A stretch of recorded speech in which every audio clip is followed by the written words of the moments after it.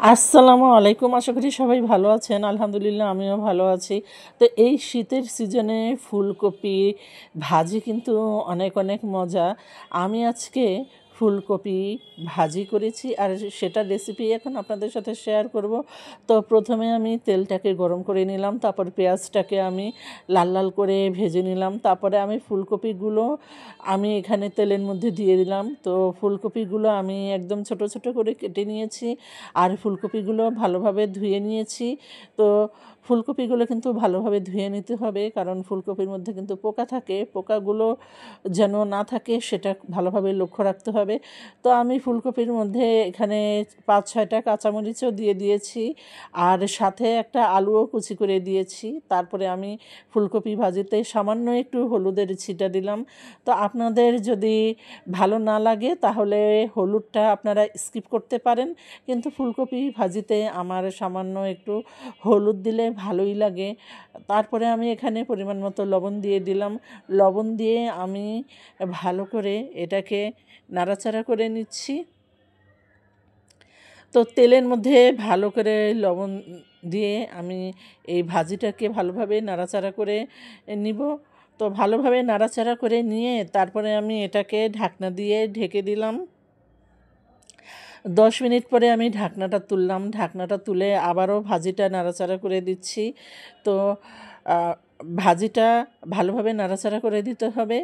আর একটু পরপরই ৫ মিনিট পরপরই ভাজিটা নাড়াচাড়া করে দিতে হবে, যেন ভাজিটা পোড়া না লাগে। কারণ ভাজি যদি পোড়া, পোড়া লেগে যায় তখন কিন্তু ভাজি থেকে একটা পোড়া গন্ধ চলে আসে।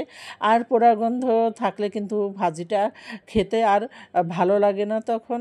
তাই ৫ মিনিট পরপরই ভাজিটা কিন্তু একটু নাড়াচাড়া করে দিতে হবে।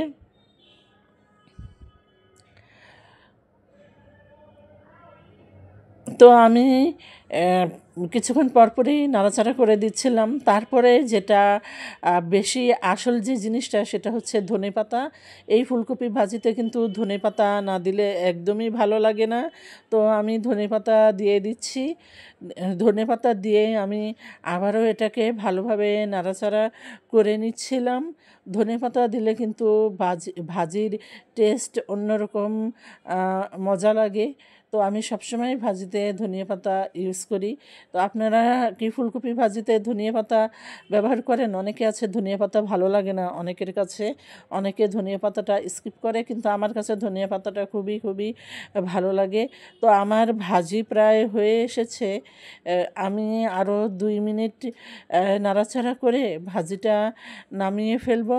তো এই শীতের সিজনে ফুলকপি ভাজি আপনাদের কার কার ভালো লাগে অবশ্যই কমেন্ট করে জানিয়ে দিবেন। আর ফুলকপি ভাজিটা কিন্তু গরম ভাত দিয়ে খেতে অনেক, অনেক মজা। তো আমার আজকের ভিডিওটা কেমন লাগলো অবশ্যই সবাই কমেন্ট করে জানাবেন। যদি আমার আজকের ভিডিওটা ভালো লেগে থাকে অবশ্যই সবাই লাইক, কমেন্ট, শেয়ার করে আমার পাশে থাকবেন।